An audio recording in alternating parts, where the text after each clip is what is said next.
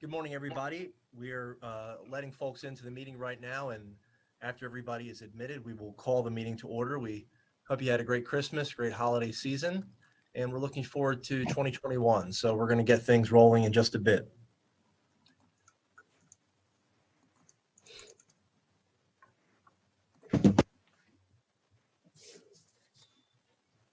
Okay. All right, we will begin the recording now. Good morning, everybody. At 10:01, we're calling into order the Tuesday, December 29th Board of Commissioners meeting, the last Tuesday meeting for 2020 for the Center County Board of Commissioners. Would you please rise and for the Pledge of Allegiance? We will do that at this time.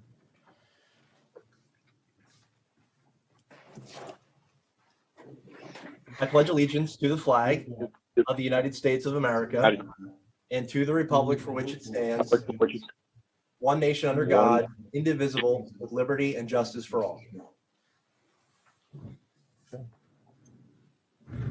Thank you all very much. At this time, we will allow any public comment for items not appearing on today's agenda. If you have any public comment for items not appearing on our agenda, please feel free to unmute yourself and we will take your public comment at this time. Is there anyone here for public comment?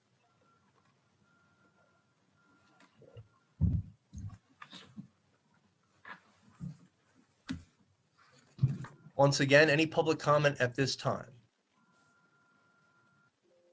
Okay, we are hearing none and seeing none. If you do have public comment for items that do appear on our agenda, we will allow you the opportunity to make those comments when those items are under consideration. We will move now to our meeting minutes from our Tuesday, December 22nd meeting from a week ago. Would there be a motion to approve those minutes? Motion to approve the minutes from the December 22nd Board of Commissioners meeting. Second. It's been moved and seconded to approve the minutes. Any further discussion needed on the minutes? Good morning. Good morning. Yes, sir. Okay, maybe that was just somebody logging in at this point, but any other questions or comments on the minutes from last week? Okay, hearing none, all in favor of approving the minutes say aye. Aye. Aye. Aye. The motion carries. Moving into our budget adoption for 2021, 3 weeks ago, we took action to approve the tentative budget. And today we have allowed it open for 21 days for public comment. And our action we're looking for today would be to adopt the 2021 budget. We'll turn it over to Margaret Gray, our administrator.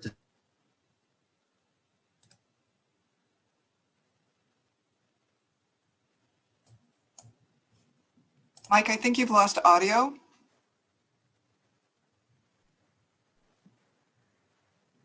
Yeah, can't hear a thing you're saying, Mike. Sorry. I can go ahead. Can you all hear me? Okay. As Commissioner Pipe said, the 2021 county budget, proposed county budget, was presented on Tuesday, December 8th. And in accordance with the Pennsylvania County Code, we have published this proposed budget for review by the public. We've completed that review. Very few revisions were made to the document. I'm going to turn it over to Tom Martin, who can explain those changes that have been made since the intro on Tuesday, December 8th. Thank you, Margaret. As Margaret said, there were very few minimal changes throughout the 20-day public inspection period. We had some minor adjustments to revenue. Our initial revenue for the county was $78,600,941. The adjusted number, the new number here for the final budget is $78,636.15, and that's actually an increase of $35,074. And that was just some minor adjustments to some revenue projections within some of the departments.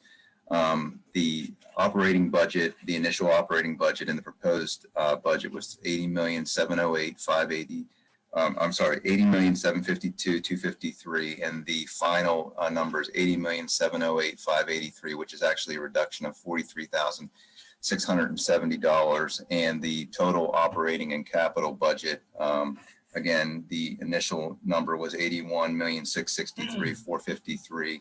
It came in at $81,619,783, which is a reduction of $43,670. We've had some personnel changes in that 20-day period, so those personnel changes were reflected in the budget. We also had our open enrollment period for people to change health insurance selections, and so those were reflected too. So again, an actual increase in revenue of $35,074, a reduction in expenses of $43,670. So that, again, so what we're asking for is adoption of that. So the 2021 county budget in the amount of $81,619,783, of which $80,708,583 is for operating budget, and then the $911,200 for capital reserve remained unchanged. Okay, thank you very much, Tom. Is there any discussion that the board would like to have on the budget at this time? No, just. I'm good. Go ahead, Steve. No, I'm good. Thank you. Yeah, a lot of hard work went into it. I know we're running a deficit, but it's tough times right now. So appreciate what everybody's done to close that budget hole as much as possible. In terms of the landscape that we live in right now in municipal government, county government, even state and federal government, it is a very, very difficult fiscal reality that we're facing, and there's a tremendous amount of uncertainty. I think that as we see the vaccine getting out there, as we see hopefully over the next few weeks and months, hospitalization rates come down and cases decrease, that we will see a return to a new normal in hopefully we may throughout 2021 may need to make different revenue projections or changes or expenditures depending on what the virus looks like, what other realities we face. We do know that with the new incoming administration in Washington, there's a potential for new federal funds that may be directed at localities such as Center County, or at least the Commonwealth of Pennsylvania, that may trickle down to us. So depending on what that looks like, we will most likely be taking action to change our budget. I think it will be safe to say that the budget we adopt today will not be the same one that crosses the finish line in 2021. And many of the people who helped get us to the finish line today will be in other areas helping out other entities. But we do, again, want to really thank Tom for all the work on this. And, we've said thank you to you before, Tom, but really appreciate all the work that you've done on this budget. It is a labor of love, as we know, for you. And again, thank you for that. And we appreciate your comments today. Again, wish you the best of luck in future chapter of your life. And but thank you. We would look then to the public. Is there any public comment on the 2021 budget adoption? We'd offer any public comment at this time.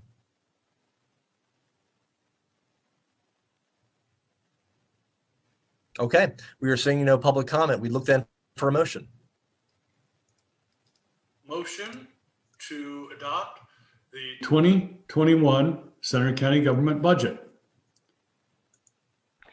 I would like to second that proudly, and I would also like to make mention of the fact that Tom Martin, Margaret Gray, all the folks in the finance staff, Julie, Lisa, everybody has worked so tirelessly to make this happen. And, I just think it's remarkable that we've gone, over a decade now without a tax increase in county government. And I want to thank everybody's hard work within the organization for that to be a reality. So thank you all.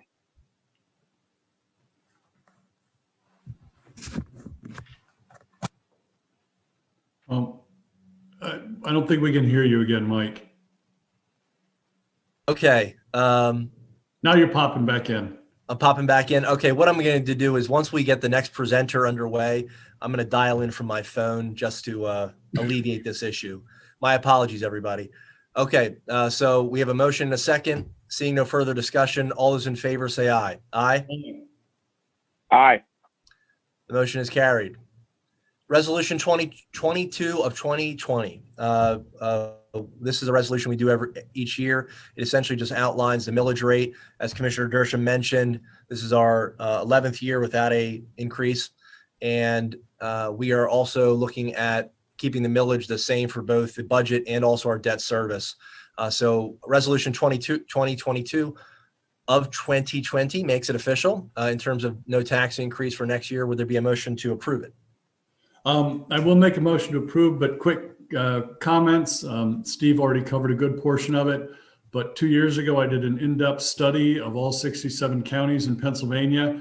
And even 2 years ago, when we were 9 years into no property tax increase, there were less than a dozen counties in the state that had either not increased property taxes or not done a reassessment. I'm sure that number is smaller now, and big credit to all of our county employees, the county department heads, of course, Tom Martin and his staff, and Margaret Gray and her staff. So again, thank you everyone for the very hard work, and the end result for the Center County taxpayer is now 11 years in a row with no county property tax increase. So I will make the enthusiastic motion to adopt resolution number 22 of 2020. Second. It's been moved and seconded to approve the resolution. Any further discussion on the resolution? Hearing none, all in favor say aye. Aye. Aye. Aye. The motion is carried. Okay. We're moving now into our COVID-19 planning and response, and we are going to begin with a program overview. And we will begin with Mary Kay Williams. Mary Kay, we'll turn the floor over to you.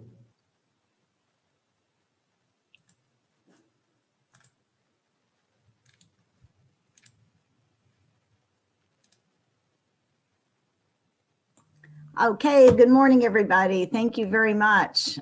Can you see my screen okay? Yes. Awesome, thank you.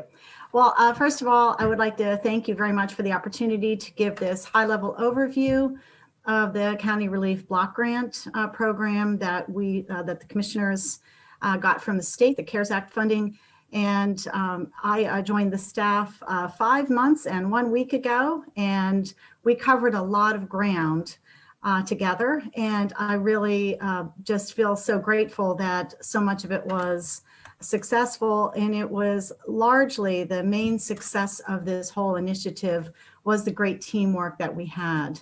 Margaret Gray, before I joined the team, assembled this really great multidisciplinary team from all across the county that really helped pull things together. We met weekly, and each one of these team members brought a lot to the table. I'm not going to take the public time to go over each one of their contributions, but I will just say that not only was it great to work with the commissioners because you had your heart in the right place, all of you did. You wanted to get the most money out into the community than I think some other commissioners in other counties. So I thank you for that. And if it wasn't for your support and the support of this team that met weekly, we could have never done it.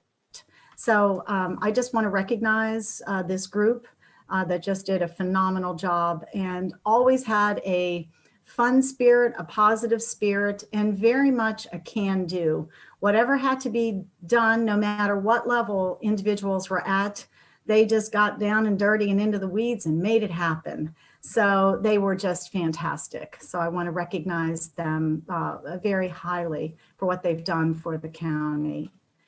I just want to go over briefly a couple of the key areas that we accomplished and through this grant.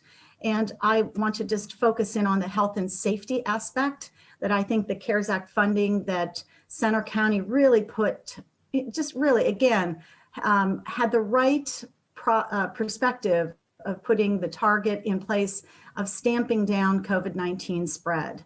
And I want to thank Margaret Gray. I know that she and the commissioners really focused in on getting the testing site available over at the Nittany Mall and in providing 11 weeks of testing. That saved a lot of spread of COVID-19. And so we, again, at Center County, put the CARES Act funding right to work where it should have been, at the heart of making sure that the spread stopped. And so I want to just say that I think the testing site was phenomenal, and I believe that we're looking at doing that again in the future. The other group I really want to recognize is the emergency management group. Jeff Warren, Jody Lair, and Abby Ranino. They put together in really short order when everybody, like when people were flooding the gates of getting personal protective equipment, what they did was they put a plan together to get $800,000 out into the community.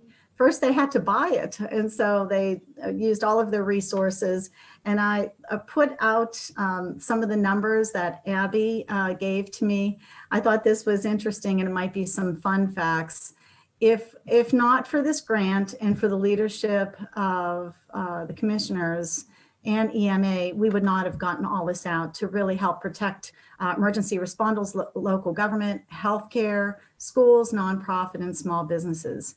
Keep in mind, our EMA team, when this first broke out, the hospital and some of these other individuals and groups here did not have access to PPE. And so Center County really stepped in and saved the day. So I just wanted to put that up as far as what some of the funding went for and some of the, you see all of the equipment that got out into Center County, which really saved a lot of additional residents, as well as the healthcare providers. I just also want to turn the attention to, we did focus on part of the grant. We reimbursed 30 municipalities. There are 35 municipalities in Center County. We offered every municipality the opportunity to provide us for reimbursement for expenses that they made, which meant they had to provide us receipts. Not all municipalities, 5 chose not to or weren't able to. They did not have enough expenditures to ask for a reimbursement, but we did, you'll see, over $1.4 million went out into the 30 municipalities, and that paid for police, safety, security, PPE, and other COVID-related expenses. And this helps everybody in Center County because we were just talking about, keeping budgets together. This will help the municipalities make sure that they have more money in their bank accounts because we were able to help them.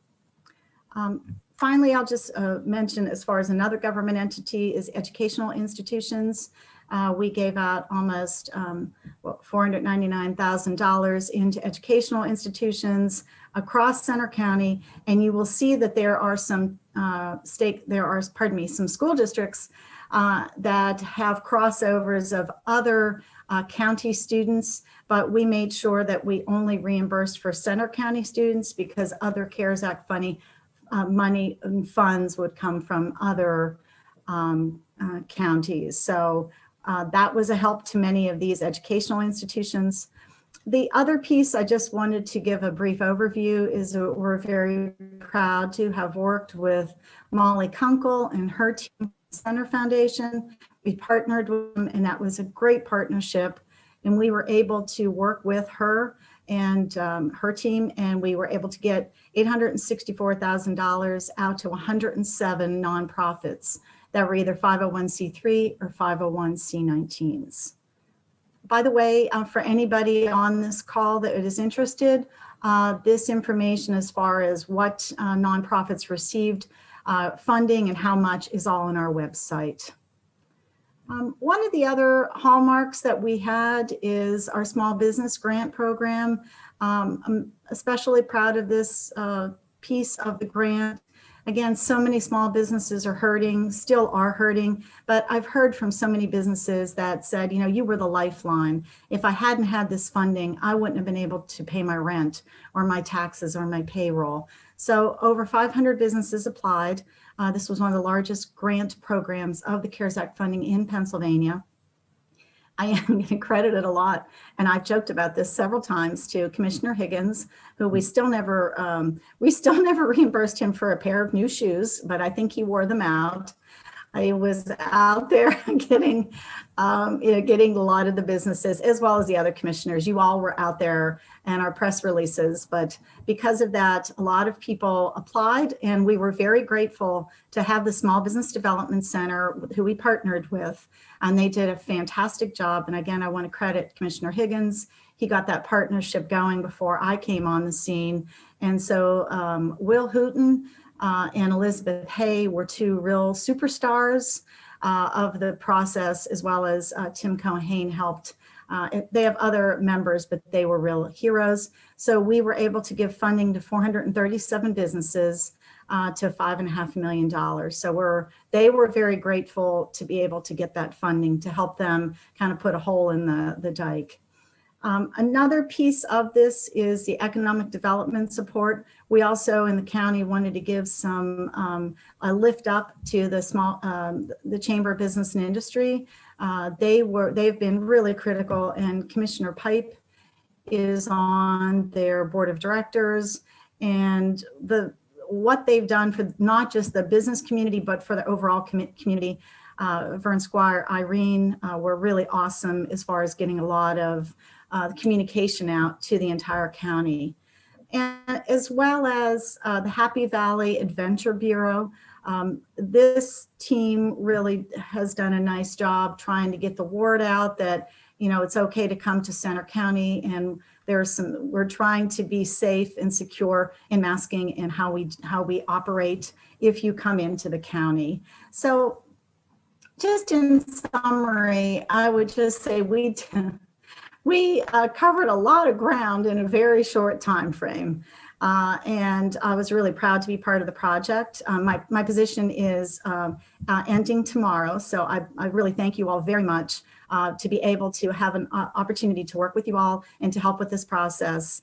Again, I couldn't have done it without the effort. Center County is a really, really special place.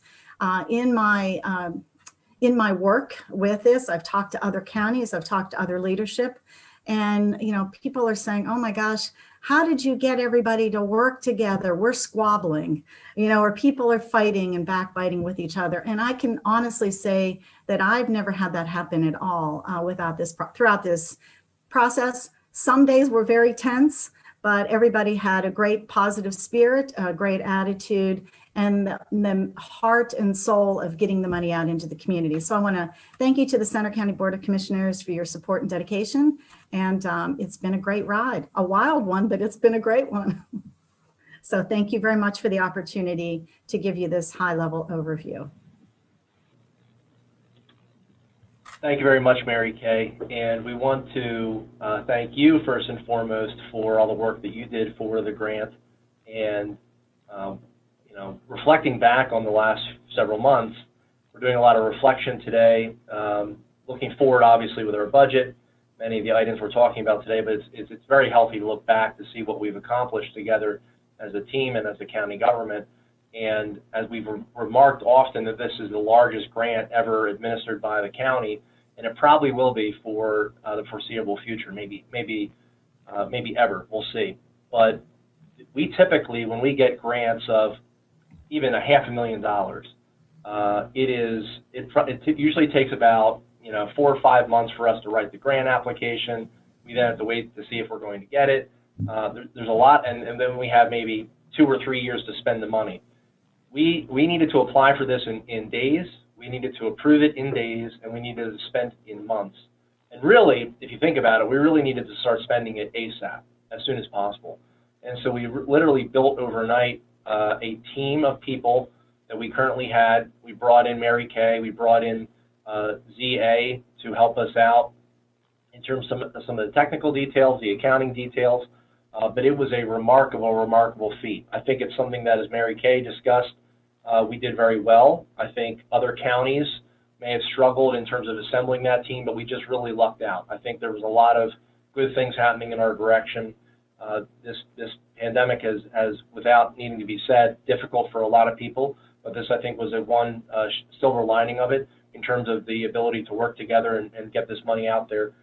So Mary Kay, thank you for your willingness to come out of, come back to the county government and help us out. We really appreciate it. And thank you for putting together this overview and reflection on what again, as you said, did together, and the team that was assembled. We could not have done this without them. So again, from my standpoint, thank you very much for all the work. Yes, thank you very much, Mary Kay. Wonderful job, great partnership with Center Foundation, with the SBDC, a broad variety of other groups. As you mentioned, Center County government and all of our stakeholders worked well together, which was why, with the leadership of the commissioners, I believe we put over $11 million dollars of our 14.6 million out into the community. And some of the reasons why we did that, again, as Commissioner Pipe said, it's our largest grant ever, maybe for many decades. But there's 21 counties larger than we are in the state, and yet we were in the top handful in terms of the size of our small business grant, in terms of the number of recipients received. Most medium-sized counties in Pennsylvania, if they even had a small business grant program, distributed $1 million, $1.5 million, maybe $2 million tops. We got over $5.5 million out to 437 deserving, struggling businesses. You mentioned, I think Margaret did a lot of the work on it, but we sent funds to 30 of the 35 municipalities in Center County. I think something like 27 of the 35 municipalities received small business grants to small businesses in their community. And I can't remember now if it was 23 or 24 municipalities had nonprofits within their borders that received grants. So fabulous work. Great job to you and the entire team. Thank you very much. Thank you. Well, it was great to work with you again, Mary Kay. You did a fantastic job of trying to shepherd a pretty difficult project, and I think all the highlights have been hit. But I really just want to say thank you to for your leadership, but also all the other folks at our EMA department and our controller, our finance department, all the folks that kind of kept the and not to mention ZA accounting, because there were so many times we've kind of flexed back and forth about what we wanted to do versus what we could do. And I think you did a fantastic job working with everybody to keep us not only on task, but keep us within the letter and the spirit of the law. And we want to thank you very much for that. Thank you. So with this, this Stop. may be the only time we talk about CRVG grant without having to approve any money. We typically, at the end of this conversation, will say, all right, let's give some money out, or let's fund some programs. But this is probably the only time that we'll discuss it without having some sort of allocation. But this will be posted on our website. We will have it available for people to reference back to. And who knows, we may be needing to do another series of this type of grant coming into the new year if more money becomes available. So we'll see. But Mary Kay, again, thank you so much. We appreciate it. And you know how to get a hold of us if you need anything, or we may come looking for you for some questions. But thanks again. We appreciate it. Thank you. Thank you so much. Okay. All right. So now we are going to move into well, we do have some money to give out. We do have some money or some contracts and agreements to discuss. So we're going to move into the next item under CARES Act County Relief Block Grant, and we're going to turn this to Margaret and Betsy to discuss for an agreement with the Center Foundation and then also the CVICC. So Margaret, we'll turn it over to you. Thank you very much. The item before you is our MOU agreement with Center Foundation. As Mary Kay referenced, the Center Foundation was hugely helpful to us in designing the application process for the nonprofit grant awards, and we need to finalize and formalize the MOU with the foundation. Betsy is going to talk through a couple of the different provisions in this agreement before you consider approval. I'll turn it over to Betsy. Good morning, everyone, and thank you, Margaret, and thanks for the background on all the programming, but I think this might be the last piece for you to finish this grant up. The agreement with the Center Foundation matches all of our other agreements and MOUs that we use, and in that, as you will recall, there are requirements related to insurance coverages and related details. The agreement, as again with all of our other agreements, also allows us to waive some of those requirements pending the type of agreement that we are involved in. And so we're asking the board to give Margaret the latitude to grant some of those requirements, to waive some of those requirements. They do have insurance coverages, but just not to the extent of the type that we require, which is especially important in some of our more standard agreements involving construction and other activities. So as you can understand, this is more about keeping our formats the same across the board, but granting the right to waive some of those. And that's what we're really asking to have done here. We don't see any problems. And in fact, all of their work, as Margaret pointed out, is done. And so this is just a matter of kind of getting this approved by you so they can get their final payment. And I can answer any questions, but it's fairly straightforward. I just wanted to kind of explain that. Margaret, if you think I've left anything out, you can let me know, but I think that covers what we wanted to address. Yes, thank you. Okay. Thank you, Margaret, and thank you, Betsy. Any discussion questions on this item?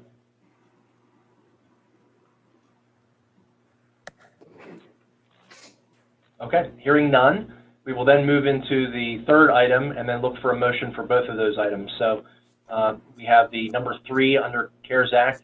This is the grant with the Chamber of Commerce. Yes, Would you like to provide some context?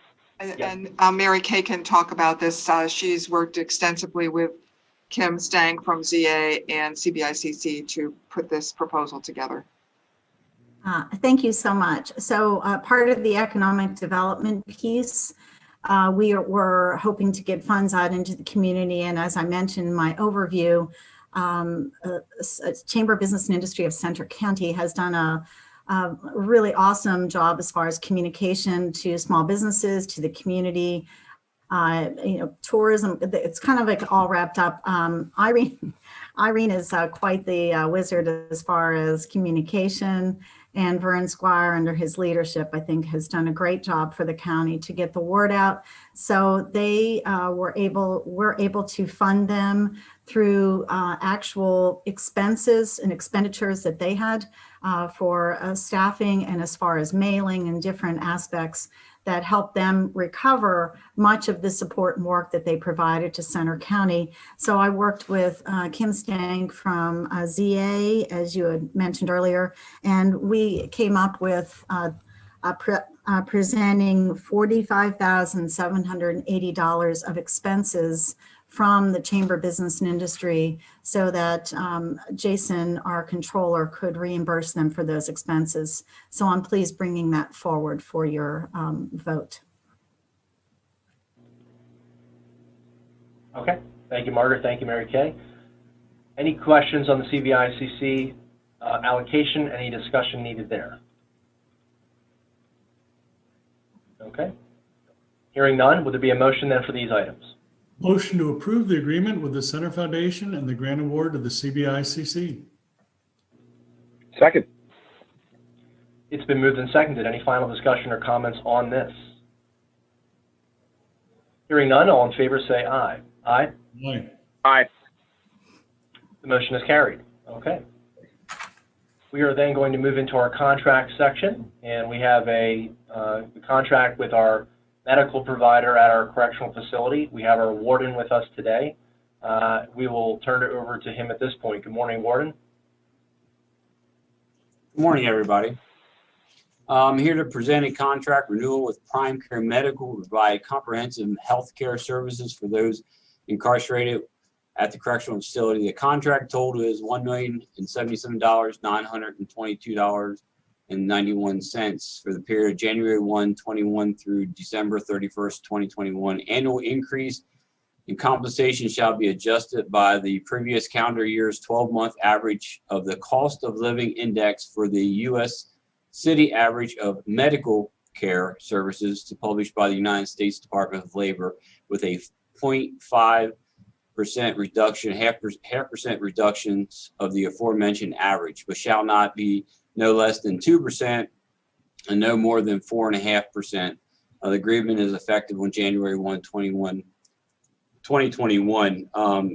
We put we have a minimum for the CPI, and then we have a ceiling at 4.5. As of October 2020, the CPI is at 7.3%. So by putting our cap at 4.5 kind of saves us when we have these increases of 7.315%. So I think that's a benefit to the county there.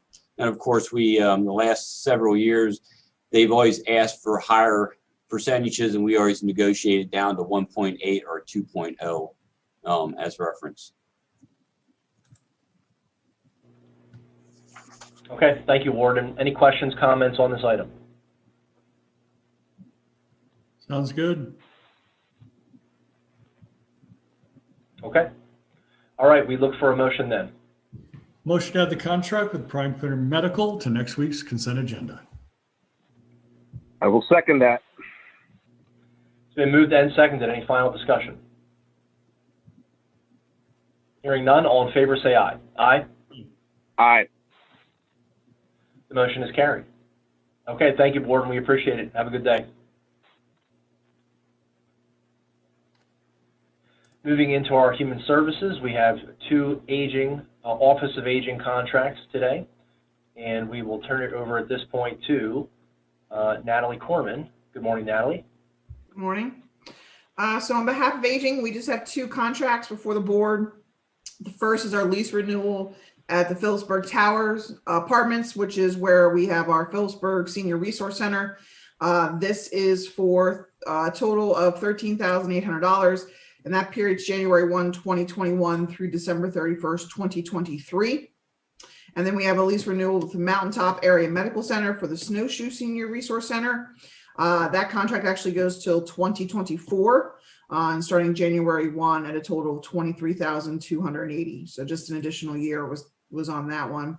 Both of those have 60-day clauses in them. If for any reason we would or they would need us to relocate, those are in there. And both have been incredible partners with us in terms of being great locations in both of the communities for our senior resource centers.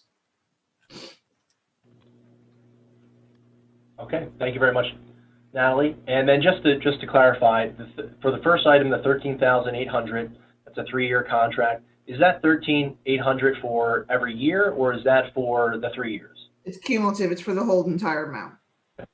And same thing for the Snowshoe one? Yep. Okay. All right, thank you. Any other questions, comments? Okay. We look for a motion then. Motion to add the lease renewal with Urban Phillipsburg Tower LLC and the Mountaintop Area Medical Center to next week's consent agenda. Second. It's been moved and seconded. Any final discussion on that? Hearing none, all in favor say aye. Aye. Aye. The motion is carried. Okay. Thank you for that one, Natalie. And I think we're going to keep with this. We have an aging grant to discuss as well. Sure. So this is with the Pennsylvania Department of Agriculture for our senior farmer market nutrition program. So our farmer market vouchers, as we just call them. And what they are doing is they are capturing the May 1st, 2020 through December 2020 program year. And now they're moving it into a calendar year agreement that will now run until December 31st, 2024. And so the agreement really is our obligation to distribute the vouchers, to do the reporting, to do the necessary paperwork for eligibility for our residents, to make sure that we do the necessary outreach. And then they have their obligations in the agreement as well for what they are doing to give us that funding, to give us the vouchers in essence for the funding. So this is just an agreement that the Department of Agriculture is now doing with us for the Office of Aging. And we are just presenting it to the board for it today. Okay, thank you, Natalie. Any questions on this item? Any discussion? No, great program. I know it's quite popular. Mm-hmm. Okay. We would then look for a motion for this item. Motion to add the local agency grant agreement to next week's consent agenda. Second. It's been moved and seconded. Any final discussion on that? Hearing none, all in favor say aye. Aye. Aye. The motion is carried. Thank you very much, Natalie, for those items. We appreciate it. We will then go into our next item for our grant, and this is for our district attorney's office. And I believe we're going to be turning this over to Donna at this point. Good morning, Donna. Good morning. How are you? We're great. Thank you. How are you? Pretty well, thanks. This is a request for approval of submission of the sub-grant award notification to PCCD. We had already received the fact that we were receiving the grant for 2021, but they send this final document to us and we need to request that the commissioners approve us to sign the document and return it to PCCD. So that's what we're requesting. Okay, thank you. All right, we will then look for a motion to approve this. Motion to approve adding the submission of the Chesapeake Bay Office Grant Program's additional funds request form to next week's consent agenda. We may ask you, Commissioner, to hold that off until the. Wait, I'm sorry, we're on item B, not item C. Sorry. Yeah, you guys need to go buzz back to the DA's office. We're moving a little too quickly. Motion to approve No the worries. submission of the sub-grant award notification to PCCD. Second. Okay, it's been moved and seconded. Any further discussion on this item? Hearing none, all in favor say aye. Aye. Aye. Thank you very much. The motion is carried. Donna, thank you again for joining us. Take care.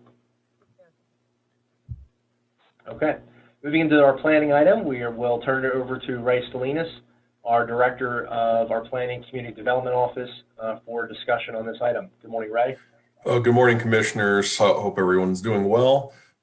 This item, we received approval back on November 24th from the Department of Environmental Protection to continue our countywide action plan and phase 3 watershed implementation program, in which we've received $100,000 to continue our work objectives and activities with the Community Clean Water Action Plan Coordinator. Herbert Rowland and Grubik. Aaron Latavik has been our coordinator for the past year. We've coordinated with at least over 20 stakeholders throughout the process with our CAP, and DEP is currently reviewing that. We have one more stakeholder meeting within January to complete that draft, and we'll be ready to do implementation. Implementation part of this grant has been approved in the amount of $324,856 to rapidly list catchment project areas in 6 areas, work with additional landowners, and also identify Cedar Run Stream Corridor as an agricultural best management practice area. We'll be working heavily with the Conservation District on that portion of the program. So both forms, once submitted to DEP, will trigger the e-signature process for our chairman and county administrator to sign. So that's where we're at with our 2021 coordinator and CAP implementation grants. Okay, thank you very much, Ray. Any feedback, questions, comments for Ray on this item?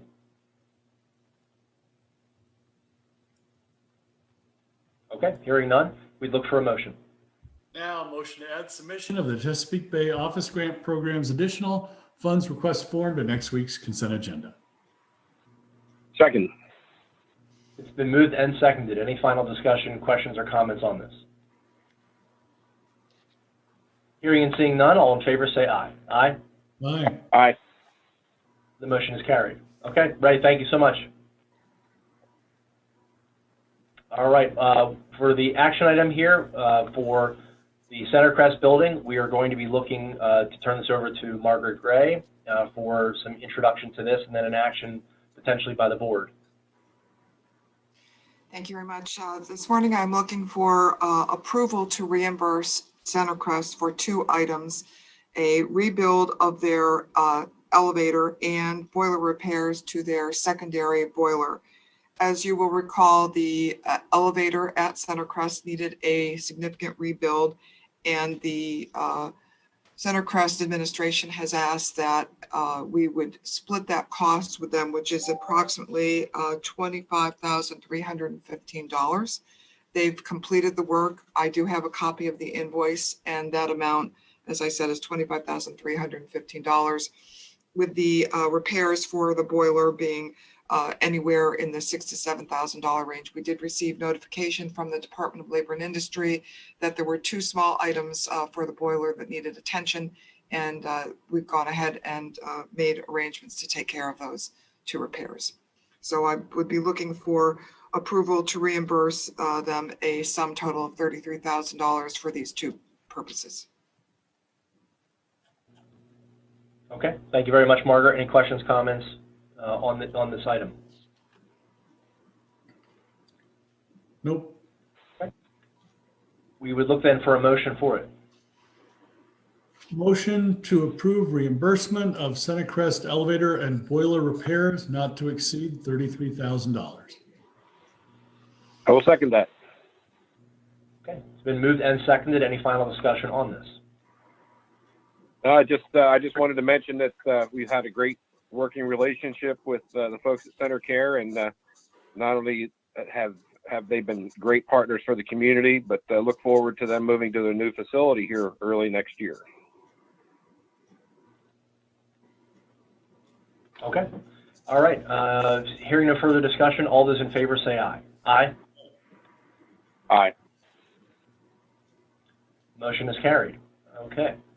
Moving into our consent agenda, we will not be taking a full sweeping action right now. First, we're going to turn it over to Ann Mesner to discuss the updated 2021 County Liquid Fuels Program and fee for local use allocations, and then we will look for potential action. So good morning, Ann. How are you? Good morning. I'm good. Thank you.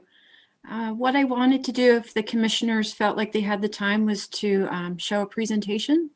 Much of it will be similar that you saw last week, but there have been some updates per your request. Yes, please. If you would be willing to, Ann, that would be fantastic. Thank you. Okay. I do have it. Okay, very good. So I have updated last week's presentation to reflect some requests. And if we could go to the next slide, please. This will look familiar. Eligible projects for liquid fuels and fee for local use are construction, maintenance, and repair related, but they can be used for other expenses. We do rely on PennDOT's publications and District 2 for approval of those other items. Next slide, please. This is part of the county's local transportation project funding program that has been around since August of 17, using liquid fuels.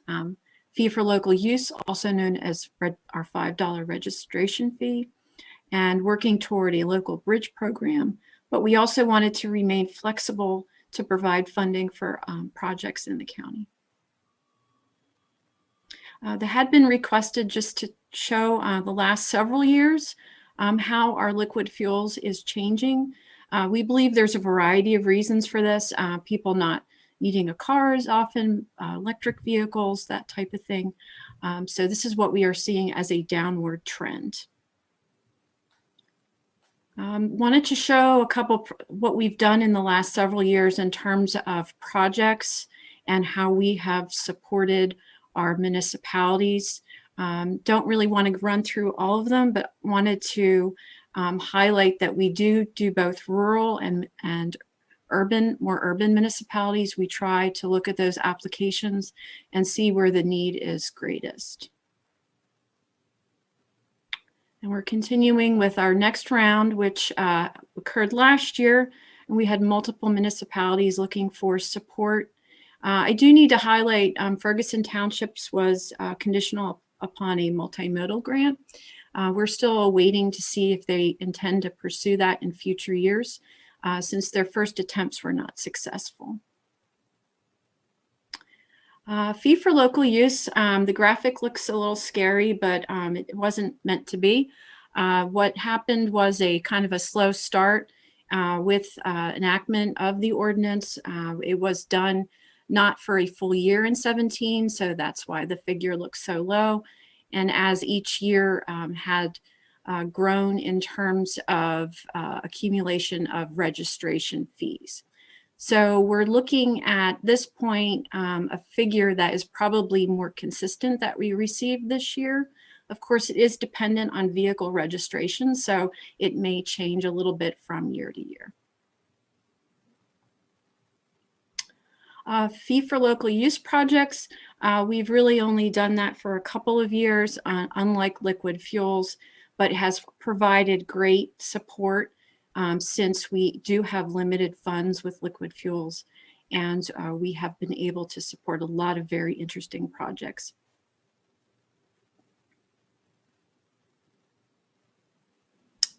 What we know is the demand for dollars continues to exceed available funding, and this is especially true for liquid fuels, and fee for local use supports our programs to provide funding for transportation projects.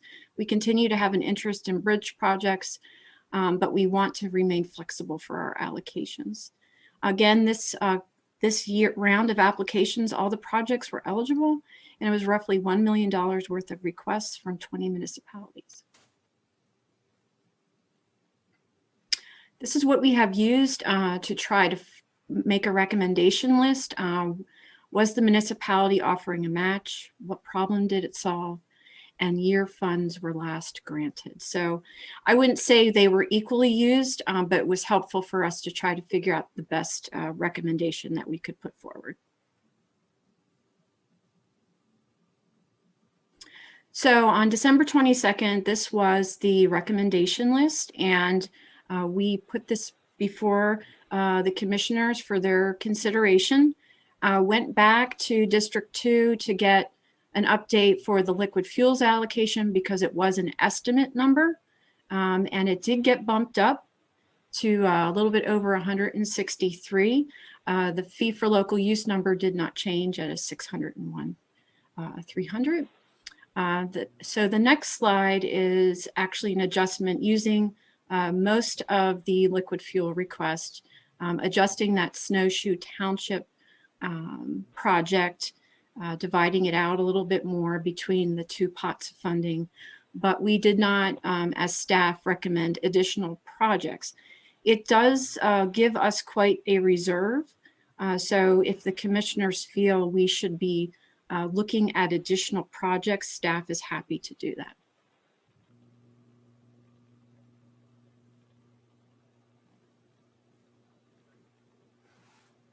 Okay. And would that conclude that presentation, Ann? Yes, sorry. Okay, thank you, thank you. So that's great news. So maybe just some feedback from myself. That's great news that the liquid fuels amount has increased by about 23,000. That's terrific. In terms of reallocating some of the money from $5 fee over to the liquid fuels, that's great for Snowshoe Township. I'm certainly in favor of that. So that essentially keeps our 5 projects for liquid fuels the same. It just moves that money over. I think that's terrific. But it does allow us to have some more flexibility with the fee for local use. In terms of, and then it looks like there were some adjustments made to some of the, or let me ask this, were there any adjustments made to the fee for local use due to the last time that they received funding? Staff did not make, yes, staff did not make any adjustments to the list.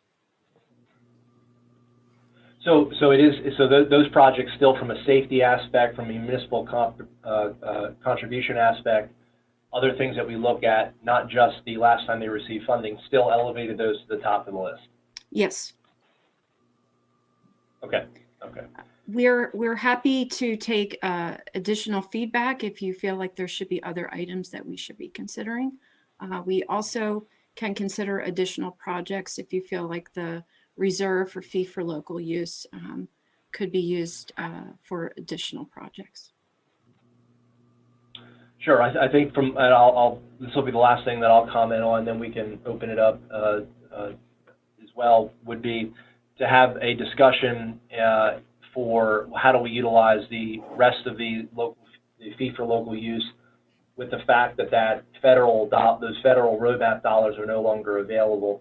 Because from my perspective is, if we can essentially take all that money that we've banked from previous years and also this allocation from 2020 as well, and put that out there for some of these other liquid fuel request projects, I think I'd be very interested in doing that to get the money out there.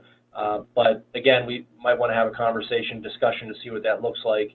I know that we're awaiting, word back from PennDOT in terms of what would be the last date that we could, spend the money. But I think with fee for local use, there may not be a timeline So as long as we get the liquid fuels projects to them by the end of the year, we're good from that standpoint. But I'd be very interested in looking at, and suggest that we all do, look at how do we draw down that fee for local use with some of the projects that were requested through this liquid fuels grant cycle. But I think the focus is really getting those liquid fuels projects to PennDOT for their approval at this point. If I may, I did check with District 2. If there was any concerns the commissioners had, you could postpone your decision until January.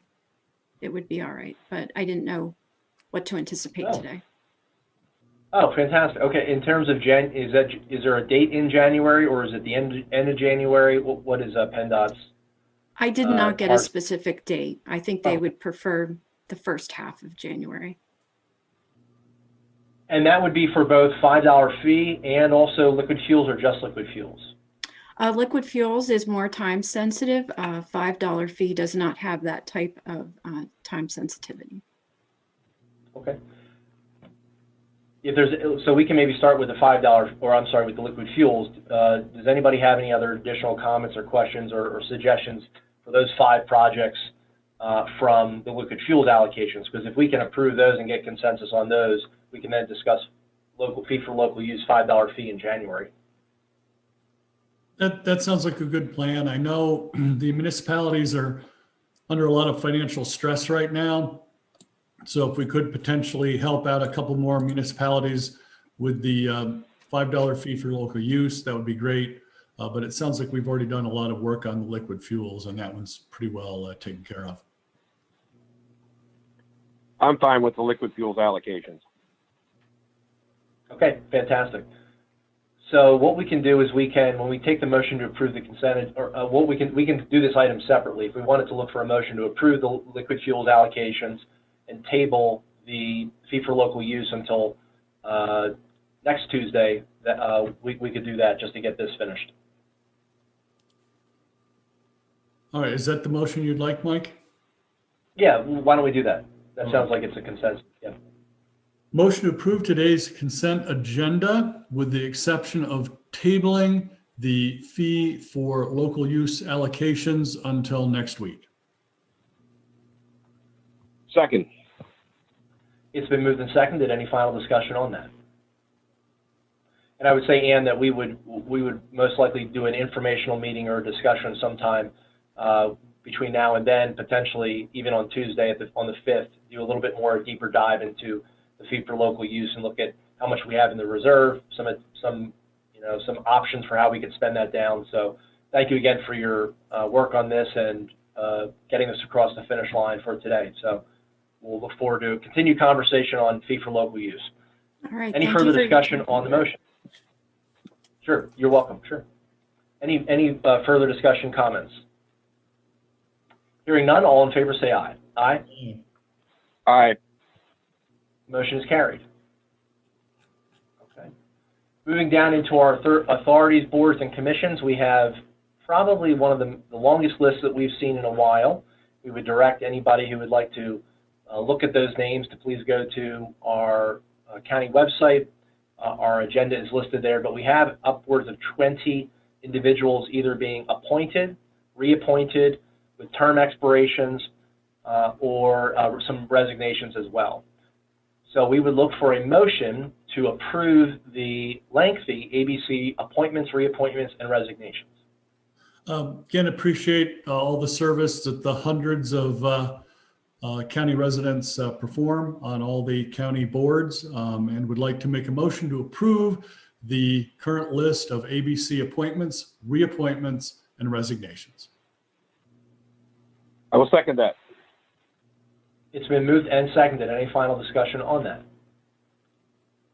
Hearing none, all in favor say aye. Aye. Aye. The motion is carried. We will then move into administrator's report and turn it over to Margaret. Yes, thanks very much.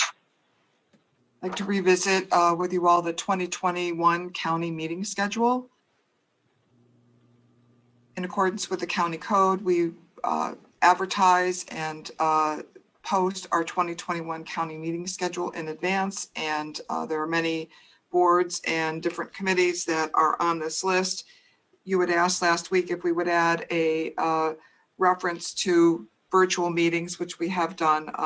And it now reads that virtual public meetings may be held as needed in accordance with Senate Bill 841, which is the statute that allows us to meet virtually as we are doing today.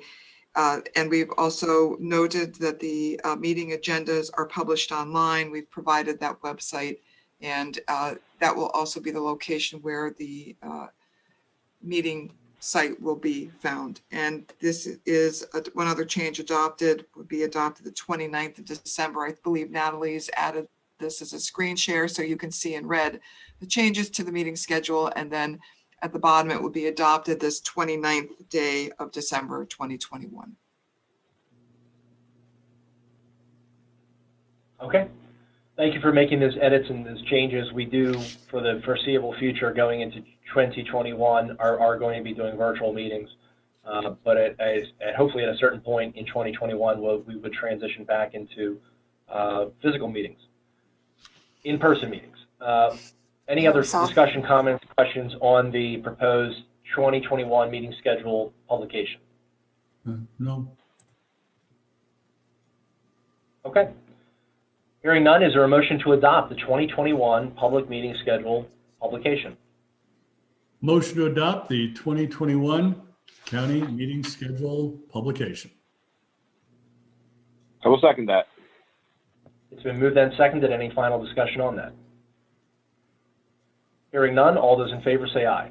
Aye? Aye. Aye. The motion is carried. Okay, thank you, Margaret. Going into discussion items, we are going to be discussing the recommendations from the Task Force on Mental Health Crisis Services Review, and we will turn it over at this point to Natalie Corman. Welcome back, Natalie. Good morning.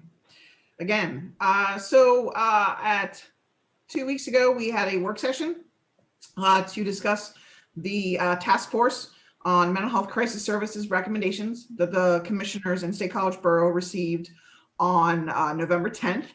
And we had a discussion about, what the recommendations were, which are a total of 21 recommendations.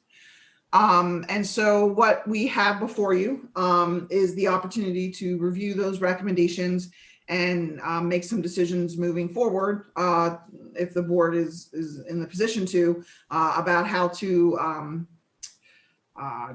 do the recommendations and start the work of the recommendations, so to speak. And so what I have given you, would you like me to share? I can share a report. The board has the report that I sent to you, specific both to the task force report as well as the summary review. And it really is taking the time to look at each recommendation and categorizing what our responsibility really is as Center County government. So whether that is the responsibility of the Mental Health and Intellectual Disability Office, which primarily would be a core part of this. But then it also does get into, whether or not below that would be our courts and our district attorney's office, which would have a role in some of the recommendations that were listed. We also have our 911 emergency communications as part of some of the recommendations. Our sheriff's office would be considered under law enforcement. So we've taken the time to kind of work through those recommendations and kind of just bring them together on what really, again, is our task with it. So to the board, I've given you the opportunity to have that. Obviously, the first couple recommendations would really just come down to an implementation plan for us. The task force very specifically said that an implementation plan would be needed to kind of do these recommendations. And so they're recommending creating that. So to us, that would be our top priority. Second to that is that the task force would be forming a subgroup to meet quarterly to review the progress of the recommendations. So obviously we would be tasked with having to do reporting to that subgroup, since we are one of the two entities that received the recommendations as well as the borough. There are about 1, 2, 3, 4, 5, 6, 7, 8. There's 9 recommendations. So almost half of the recommendations we really look at an opportunity that we are a part of. And what I also really thought when I read the recommendations and we discussed this was it was a lot about enhancing what we do. It's enhancing the communication that we have with law enforcement and our providers. It's enhancing communication that we have with families who are in need. It's about enhancing and further creating protocols that we believe could, again, enhance what we do every day in this community. It's about making sure that we enhance our training and making sure that we are looking at our implicit bias training and any other evidence-based training that we should be bringing here to be above and beyond what we already do here, making sure that all of our tools are reflective of cultural responsiveness and our evidence base. And I really took that as, and that is what we apply for with the SAMHSA grant, was taking those 9 recommendations and condensing them into really the 3 goals that were required when we submitted that SAMHSA grant the other week. And so, you know, with the opportunity that could be given to us in terms of a SAMHSA grant and that technical assistance could really address those 9, really 9, actually 10, if you include the co-responder model recommendations in this, because it's bringing the core groups of mental health and law enforcement, our crisis providers, so Center for Community Resources and SAM Inc., that we contract with would be brought to those tables. And so even without the SAMHSA grant, we can do this, but we really focused the recommendations to align them with the SAMHSA opportunity of technical assistance. And then the remaining recommendations really are not so necessarily our leadership as much as us as a partner. So the idea of the barriers and advocating for updating the Mental Health Procedures Act, that is just, we are one of 67 counties that have to follow that act and are part of that act. And so while we can be a part of the advocacy, and the Center County MHID Advisory Board, you know, sees that as an opportunity, we know that we're not just one player in working through that advocacy. That is legislative change to open up that act and do it. And so we would recognize that we would have to be part of a larger team to kind of walk down that path of advocacy, as well as advocating for increased funding for additional hospital beds, both locally and the state hospital. That really comes down to our state office of mental health substance abuse, as well as our local providers and insurance companies when it comes to how we add additional opportunities to inpatient. So again, we would be a partner in a larger picture of that at work. A couple other ones were identifying and developing additional resources in our community, as well as a crisis transportation plan. That again is us being a partner when it comes to funding. We rely heavily on funding to do that work, whether it's state funding, county funding as a match, or funding that we receive through Medicaid dollars.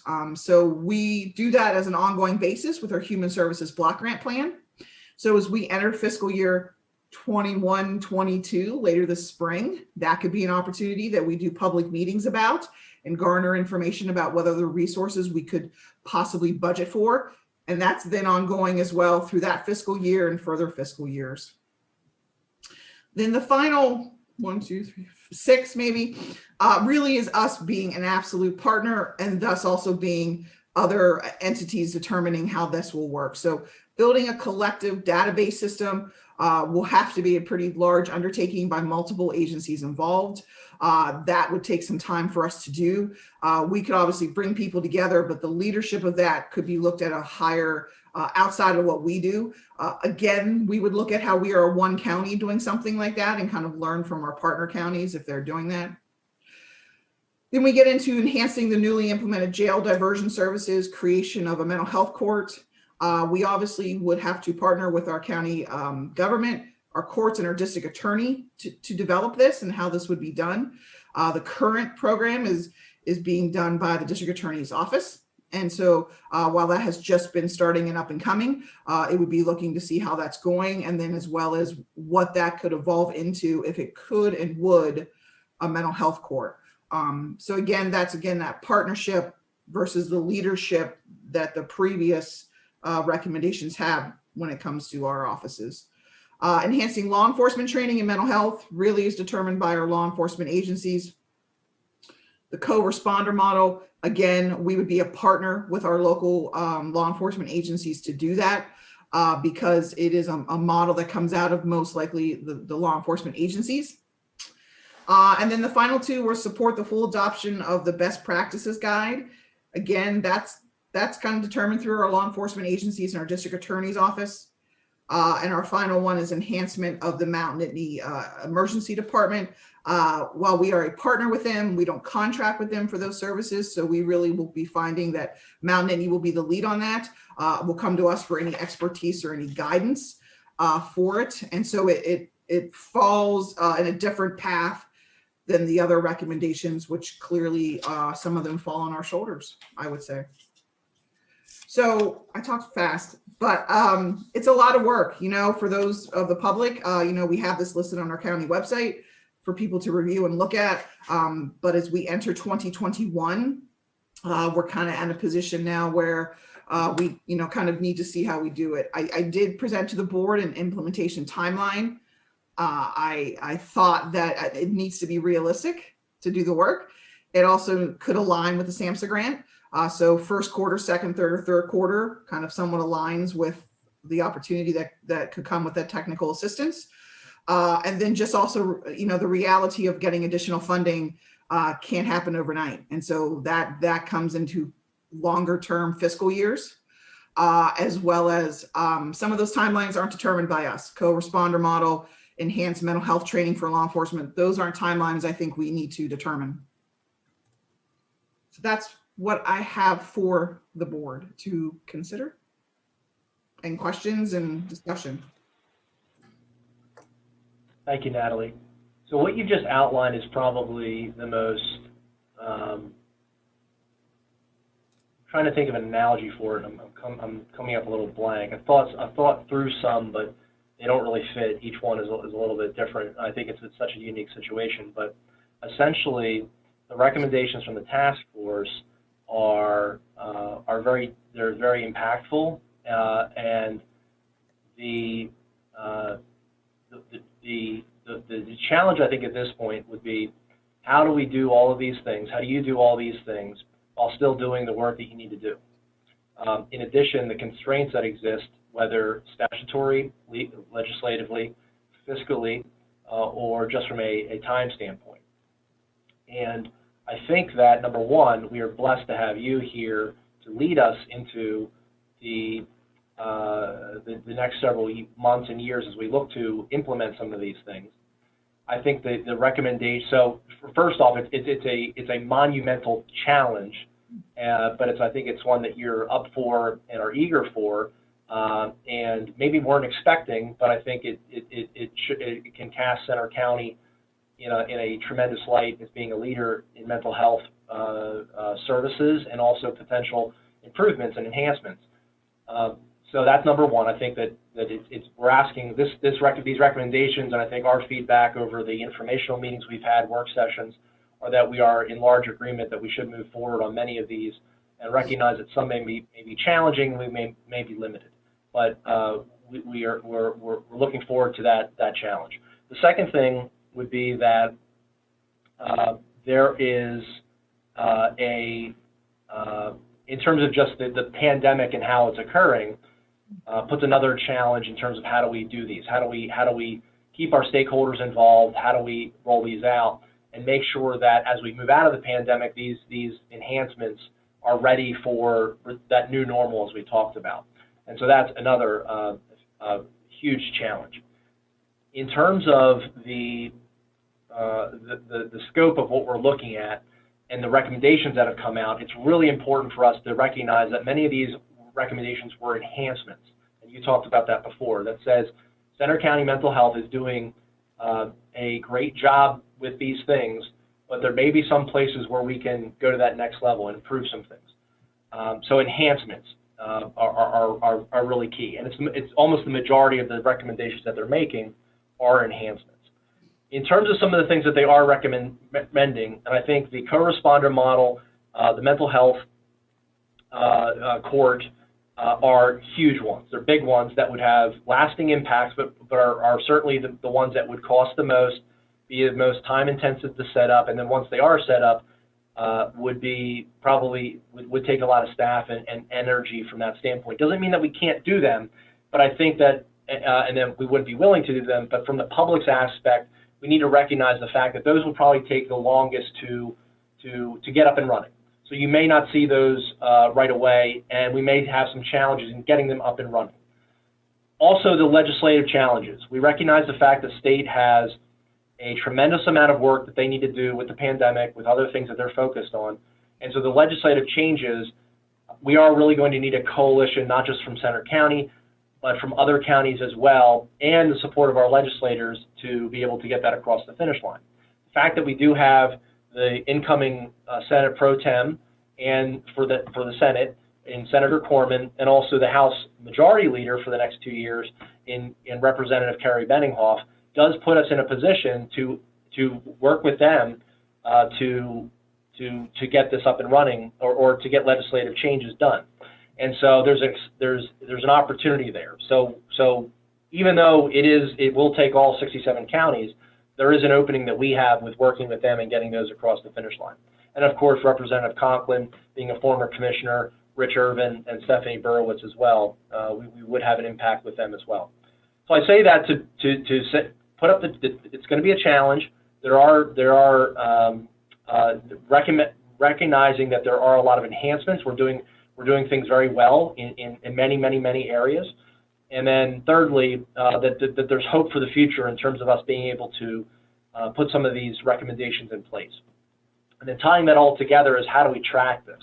So I think one of the things that we need to think about is, how do we on a regular basis put out sort of status reports or update the community on how things are going. So I think as we continue to talk about this over the next several weeks, that's going to be an important thing, whether it's just a one-sheeter that's put out there showing the progress that we're talking about in a very brief way. It doesn't have to be long, or if it's a website that gets updated, or some sort of report or some sort of mechanism just to let the community know that progress is happening. I think that's people recognize all the challenges that are involved, but they do want to see an element of progress.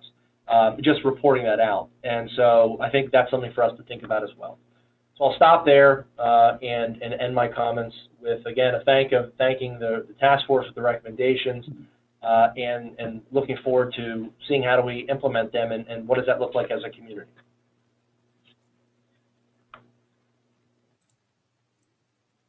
Thanks, Mike. Shall I go Thank next? you, Natalie. All right. Or Steve, you want to go? Go ahead, Mark. Okay. Natalie, the Center County government's ability to respond to the recommendations was led by you and your team. Thank you very much for the hard work from you, your staff, including the mental health, intellectual disability, early intervention, and drug and alcohol departments, our providers to these departments, including the Center for Community Resources with their crisis line and the 24/7 walk-in center, and Service Access Management, who provides our mental health delegate services. I'd also like to thank Dr. Patricia Best and all the members of the Mental Health Task Force, the elected officials and staff of the Borough State College, local law enforcement, the hundreds of members of the public who participated through public meetings and public comment, Mount Etna Hospital's a key player, the numerous state of Pennsylvania, mental health, criminal justice, and law enforcement agencies, our administrator, Margaret Gray, who was always guiding the process forward and keeping everyone moving, the entire criminal justice system in Center County, including all of our Court of Common Pleas judges, magisterial district court judges, our district attorney, Bernie Cantorna, the public defender's office, our 911 emergency communications department, the entire staff at the Center County Correctional Facility, the crisis intervention team, and the Jana Marie Foundation. The scale of this project was huge, and I know that I was not able to mention all the stakeholders involved. So if I or the other commissioners don't recognize somebody, we apologize. We need to remember that every single person and group involved with mental health in Pennsylvania operates under an archaic system of state laws, which badly needs updating. Please contact your state representatives and state senators, as Commissioner Pipe mentioned, urging them to make thoughtful updates to the mental health laws in the upcoming year. Thank you. Thank you for your recommendations and all the time that you spent, Natalie. Appreciate it very much. I will just add to, and I think it is important, our providers themselves, Center for Community Resources, and Service Access and Management, they themselves have taken the opportunity. They weren't on the task force. They have themselves taken the opportunities to read the recommendations, have already thoughtfully put forth ideas to us, which is, I think just goes to show that it's not always about, just it has to be done in this direction. They're very much wanting to say, we're part of this. We want to do this. This is what we think we already do. This is how we think we could do it, for Center County. And again, not just for Center County, neither one of those two providers are only here. They're in other communities that again will benefit from what we are doing here in the work. I rely heavily on other MHID administrators across the Commonwealth to have discussions with and to talk about what's going on and our ideas that we need. So I'll be working and relying heavily on them as we kind of go into this. But it ultimately really for us just comes down to the fact that if this is about the services that we do in people's most critical time, then this is the charge that we absolutely must, do every day. And I think Commissioner Pipe, you mentioned this, we do this every day in our community.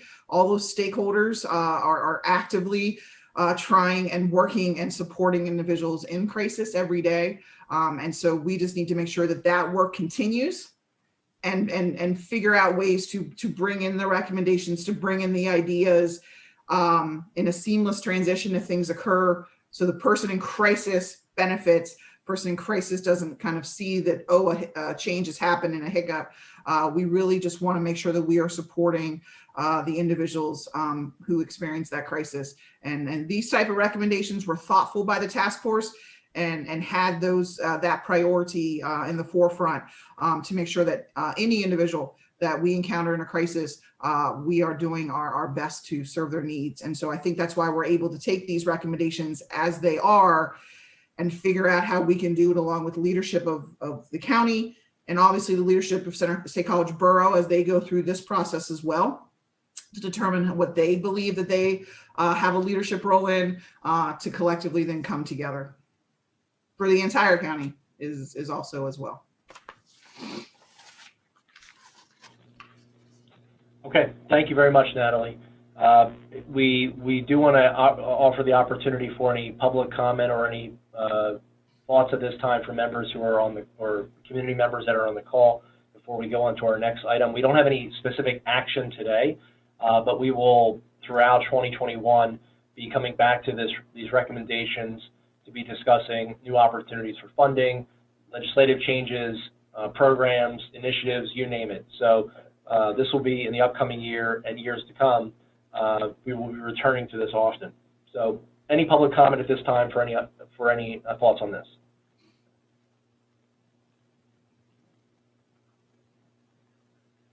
Okay. Thank you again, Natalie, very much, and we will see you soon. Thank you. Commissioner Higgins, the check run is to you now. Thanks. Very small check run today, $345,637.45. Roughly $75,000, give or take, of those checks are going to small businesses and economic development groups in Center County. So those will be the check or checks of the week. And I would like to make a motion to approve the check run dated December 23rd. Second. It's been moved and seconded to approve the check run. Any further discussion on the check run? Hearing none, all in favor say aye. Aye? Aye. The motion is carried. We have one CNET request, and it's to approve the sponsorship of the taping of the John H. Ziegler Historic Preservation Award. It will be happening virtually at the end of January on the 31st at 3 p.m. And would there be a motion to approve it? Motion to approve the sponsorship for the taping of the John H. Ziegler Historic Preservation Awards. Second. Any further discussion on that? Hearing and seeing none, all in favor say aye. Aye? Aye. Aye. The motion is carried. Okay. So we are saving the best for last today as we come into the end of our agenda here. And we are going to pause and spend some time recognizing and appreciating and thanking somebody who has dedicated their life to public service and to the support and advocacy and just being somebody who emergency responders and individuals who access our telecommunications in Center County for emergency needs, public services, public works, excuse me, you name it, can rely on and count on as somebody who not only during the emergency they can rely on to make sure that things happen, but also between emergencies, they know that they can reach out to somebody and be heard and speak with and collaborate and partner on. There have been so many things that our outgoing director of 911 and emergency communications has done during his career at Center County, with university, with many other different entities in Center County that he's worked with, partnered with, and collaborated with. But Dale Neff will be leaving a legacy, again, of a lifetime of dedicated public service to the residents of Center County. When emergency communications work well, you do not hear about them. When things go bad, that's when you start to hear about them. And we can say with a great deal of certainty that we have not heard a lot about Dale Neff because things have worked so tremendously well. Personally, from my standpoint, I met Dale when he was a deputy director, and we collaborated a lot on the 911 upgrade project. Dale was at the table for those meetings, for all of the implementation, and then took the reins when he became director in 2014. And so ever since then, he's led the office ably through many different changes, staff changes, legislative changes, location changes as well, new equipment, new, you name it. And we have, in much part, been able to see, we will see a smooth transition into the future with the staff that he's trained, the bench he's built, and the people that he has elevated in that department. And we're excited to have his former deputy, or still deputy, for a few more hours here, Norm Spackman, taking over the leadership. And because of Dale and his ability to grow talent, which is a difficult thing to do, but Dale has done it ably, we will be in Norm's able hands coming into the future. And the success that we'll have in the future is because of the investment that Dale has made in Norm and the staff there. And again, a lifetime of dedicated public service, Dale. We are so appreciative of all the work that you've done for Center County. We can't thank you enough. We hope you enjoy the next chapter of your life and enjoy it to its fullest, and we wish you all the best. I know that Commissioner Higgins and Commissioner Dersham have some comments as well, but I wanted to share that with you. And again, thank you for all your services here to Center County. You're quite welcome. My time here and my career has been my dream job. I'm very fortunate to have had a fulfilling career, and I'll miss it very much. But I have a problem with my aging I can no longer ignore, so it's time to move on. I just wanted to take a moment to acknowledge the Board of Commissioners and the county administrator for all the trust and support you've given me during my time here as emergency communications director. We were truly a team, and I've presented you with some expensive challenges and projects that we've worked through together and continued with our 911 mission. I also want to acknowledge the current group of 911 telecommunicators, their continuing dedication to public service, their expertise and change tolerance. The group we have here today is unequaled. I want to acknowledge Kristen, Missy, and the HR team for the recruitment efforts and the difficult HR challenges that we've faced over the years. They really helped a lot. and my admin staff, Sandy, Barb, Dave, and Norm. They're terrific to work with, and their help and support was beyond measure. Thank you.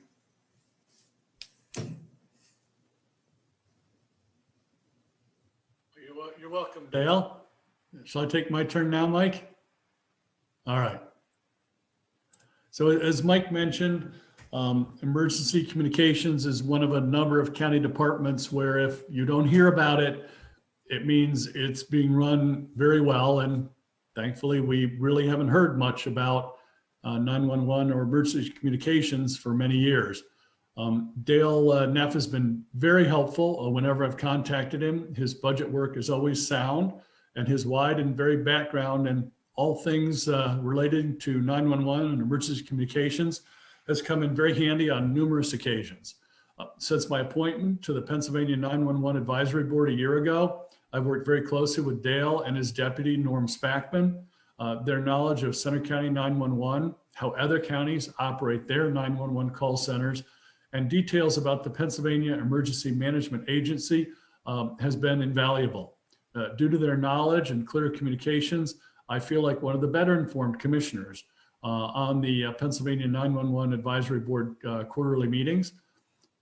Thank you so much for everything you've done for Center County government and especially Center County citizens during your many years of service. Thanks, Dale. Welcome. Dale, I think it needs to be recognized that your department is the one agency in county government that never gets a day off. You are required 24 hours a day, 7 days a week, 365 of those days. You need to be functional and up and ready for any emergency. And we've seen together, I think we've seen our fair share of them, whether it's been multi-car crashes and flooding and just about every weather event and every other opportunity out there to be of service to our community. But I will tell you that your leadership has been just strikingly amazing, and you're going to leave behind a fantastic legacy of accomplishment. And I think your the staff that is there now is a testament to your leadership as well. And I just can't thank you enough for all your service to Center County. And I wish you the best as you endeavor into retirement. Thank you. So Dale, we have a certificate, or I should say a plaque. You have a plaque that is heading your way, but due to the pandemic, we obviously are not able to do this in person. So we have a mock-up of the plaque, and it is recognizing all your years here, starting as assistant director into director, and for all the dedicated and exemplary service to the county. We also know that you are, so this will be in your hands in the next few days with many people across the area.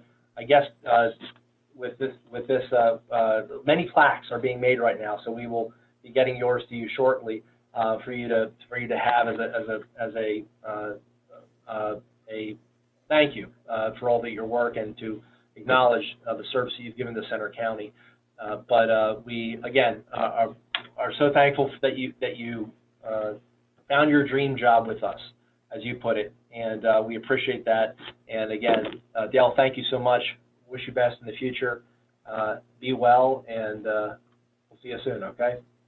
Thank you. Okay, we are going to be heading into our voter registration report now, and some announcements. Commissioner Dersham, any voter registration reports to have today? Yes, I do. We have 112,201 registered voters in Center County.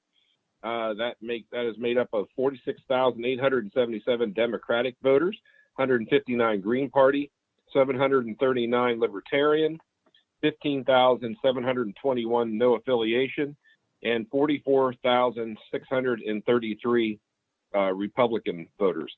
That leaves all others at 4,072, and that's down 74 voters from my last report. I'd like to highlight as the minor party today, the no party, which I thought was a bit appropriate, seeing how as we are coming into the New Year's Eve, and as we look at the the situation we find ourselves, there'll be a lot less parties going on. So the no party will have 96 members, but I would guess on New Year's Eve it'll probably have quite a few more. So anyways, we have in our precinct highlight this morning, precinct number 4, which is Bellefonte Southeast, which votes at the Faith United Methodist Church on Hughes Street in Bellefonte. And precinct 4 in the last election had a total registration of 973. There were 765 ballots cast, which leads to a percentage turnout of 78.62%, which is pretty high. So we also want to thank the folks that make it happen at precinct 4, and that is Johanna Sedgwick, Shane Landher, Amaya Rothrock, Brian Sedgwick, Bruce Grimm, Sam Rocco, Leah Miner, and Margaret Wolf. I want to again thank them and thank the Faith United Methodist Church for allowing us the opportunity to use their facility for voting. So there you have it for today. Thank you, Commissioner.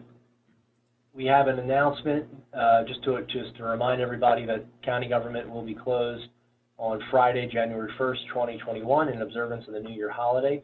We hope everybody has a safe holiday and look forward to that day celebrating that. Executive session report. Margaret, do we have any executive sessions to report? Yes, we do. The Board of Commissioners met in executive session on Tuesday, December 22nd from 11:40 a.m. to 12:10 p.m. for a personnel and legal issue. Thank you. Okay.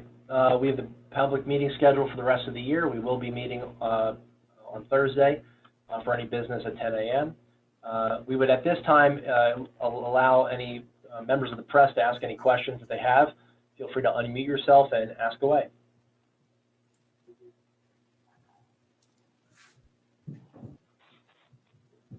Okay. Seeing no questions at this point from any members of the press, we will look to adjourn this meeting at 11:37. Motion to adjourn at 11:37. Second. All those in favor say aye. Aye. Aye. Aye. We are adjourned.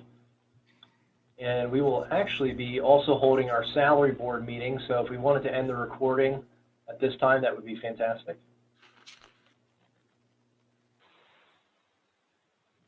Yeah, Stephanie, if you'd be willing to do that, that'd be fantastic. It will be fairly brief. Thank you. Okay. So we will call to order the salary board meeting for Tuesday at 11:38 a.m. and we will allow any public comment for items not appearing on the salary board meeting at this time. Seeing no public comment, we'll move into our meeting minutes from 2 weeks ago, roughly. It'll be looking for a motion for Thursday, December 17th. Motion to approve the salary board meetings from Thursday, December 17th. Second. See that. We'll give that one to Commissioner Dersham for seconding that. All those in favor say aye. Aye. Aye. Aye. Aye. The motion is carried. Under action on personnel items, our controller is a member of our retirement board, as the commissioners and the treasurer, but the controller serves, Jason Moser serves as our secretary on that board and does an able job. And we, under the county code, are allowed an additional expenditure. And so we would be looking for a $2,000 performance of duties as secretary of the retirement board, something that's been done for decades now. And we would just be looking as an action item for the salary board. So would there be a motion to approve this additional salary amount? Motion to approve the additional salary of the controller be increased by $2,000 for the performance of duties as secretary of the retirement board. Second. It's been moved and seconded. Any final discussion on this? Hearing none, all in favor say aye. Aye. Aye. Any opposed? Any abstentions? I will abstain. Okay, motion carries 3 with 3 ayes and 1 abstention. Okay. Going into our elections item, we have a recommendation from the Elections Board to provide county election workers and those who assisted directly with the preparation, setup, and teardown of election voting locations with hazard pay through the Center for Tech and Civic Life grant. It was part of the application to have that these hazard pay grants awarded, and so if we could, Natalie, if you just so that we're all aware of those individuals that are going to be that are on the list. And we did have a week ago, I believe, yeah, about a week ago, it could have been 2 weeks ago, maybe about 12 days ago, we did have a list of individuals we've shown, but we did add additional members to that. I don't know if Natalie's able to show that at this point. And Natalie, if you're not able to open it up, I can always open it up as well.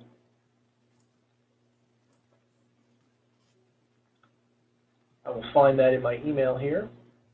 But essentially, it's our full-time election worker folks. It's also our temporary individuals that we had working in the elections office as floaters or who were coordinating with many of the phone calls that we were receiving, in addition to the temporary election workers that were working at the early voting location at the satellite elections office at the Bryce Jordan Center. And again, we included those in the grant that we applied for.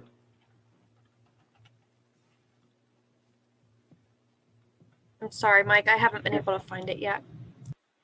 Oh, that's okay. That's not a worry. And I had just sent it.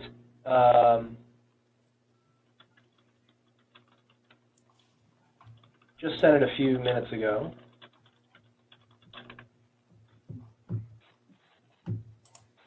And I'm pulling it up here, so this should work fine. Okay. So we essentially again have individuals from again our 5 full-time individuals. We have our floaters, 4 of those. We had individuals who were working on the phones constantly in the elections office. We had our satellite election office workers. We have our 1 intern, and then our facilities who did a fantastic job, again, prepping, setting up, and tearing down the polling locations and many other things they did, helping to get the vote-by-mail room set up and torn down. And then also at the front desk, Diane, who was working out there, did a tremendous job in receiving many questions from people who were coming into the Willow Bank building and receiving some of the dropped off ballots as well. So those would be the individuals. It would be the total amount of $21,600. And so happy to take any questions on this if there were any. Okay. Stop the share there. We look for a motion to approve these hazard pay grants for our elections office and individuals.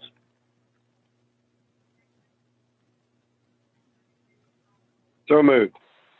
Second. Been moved and seconded. Any final discussion on this?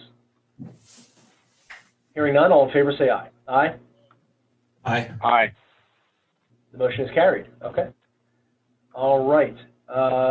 We will move into our correctional facility with recommendations to provide employees with hazard pay through County Relief Block Grant. And we will turn this over to Margaret for some comments on this. Given the work of everyone at the Center County Correctional Facility during this period of COVID-19, a recommendation was made by the Board of Commissioners to also extend a hazard pay distribution to non-union workers at the correctional facility. I believe that Kristen has the list and can talk about the number of individuals and the adjustments that were made since some people were on furlough during the same period of time. I don't believe that, I think, Kristen, you're on, correct? Yes, I am. Okay, I'm here. All right. Okay, I'll turn it over to you.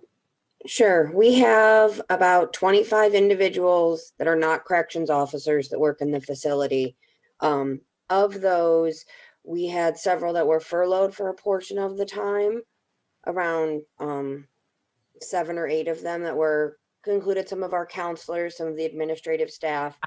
So what we did was we took the hazard pay amount that was awarded to those that had worked throughout the full time period as corrections officers and prorated it using 42 weeks, because if it's hard to believe, but it's been 42 weeks since this really began for the county back in March, and came up with a weekly amount and then prorated it based on whether they were furloughed partial or full or fully furloughed and for the length of time they were furloughed. And a Excel spreadsheet of that list went out to you yesterday afternoon, I believe.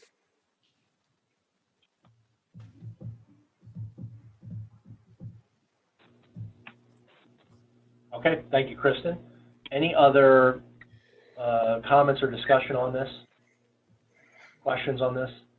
Okay, just from my standpoint, the of all the facilities that we have in county government, the 24-hour nature of the correctional facility, in addition to having active cases of COVID-19 in the facility, in addition to partnering with our Huntington County fellow correctional facility to receive incarcerated individuals from them when they were in crisis, emergency crisis mode, of the safety of their officers, safety of the individuals incarcerated.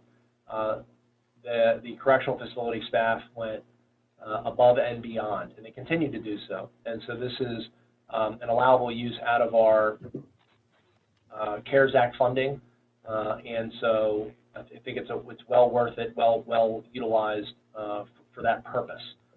But not only just for the individuals who are correctional officers, but also for individuals who are in management positions and non-union positions as well. I think it's very important to also extend this to them. So that's what this would do. And again, it would be no cost to taxpayer funds, general fund use. It would be 100% CARES Act dollars.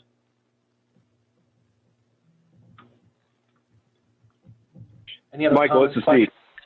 Please. Well, I agree. I absolutely agree that the correctional facility is worthy of this, and I want to make sure we had at least I had mentioned earlier, or there's been conversation about providing the maintenance folks that have helped on with the elections to also be considered as for the hazard pay. Is that part of this conversation today? Yes. The previous item we discussed, we received a list of the 8 individuals in facilities management and maintenance who had helped with the elections, and they were included in that list. Yeah. Yes. Okay, I just wanted to make sure we didn't miss that. Okay, thank you. No, you're absolutely. Agenda in front of me. Thank you. Oh, not a worry. Yep, absolutely. Any other discussion on the correctional facility hazard pay items? Okay, seeing none, we look for a motion. Motion to approve the correctional facility hazard pay from the county relief block grant. Second. It has been moved and seconded. Any final discussion on this item?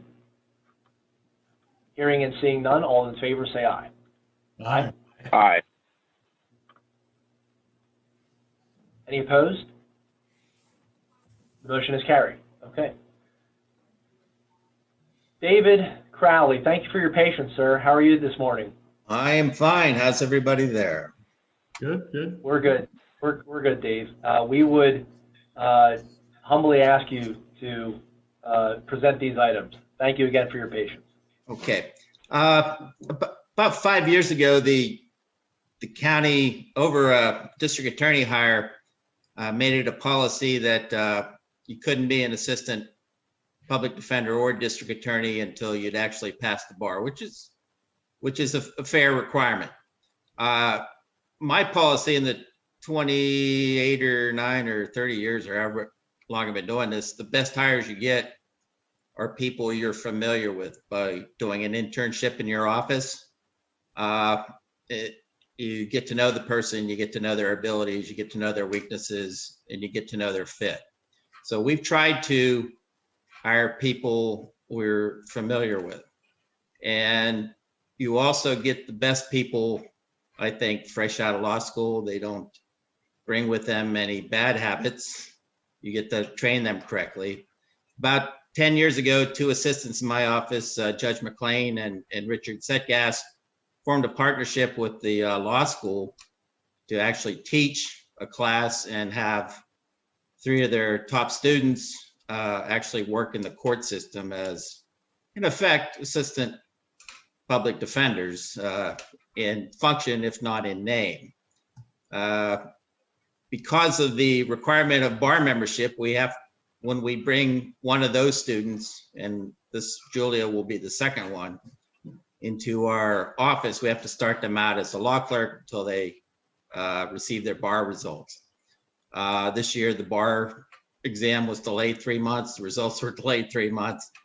Ms. Dellinger, who we brought in as a law clerk, I think in late April, early May, has been working with us since September of 2019, doing all the work of an assistant public defender. We would ask that she be allowed to assume her rightful title as assistant public defender because she does have a number now. She's not just a person, she has a bar number and as a bar result. Additionally, she's the first veteran we've had an application from and have hired. She's been instrumental in helping Bernie set up his Veterans Court, bringing to it experiences that I think are sorely lacking in most of these courts, these specialty courts we have. So that's because she's been doing the job here for 16 months. That's the reason for the movement and the grade. She's an exceptional attorney, top of her class.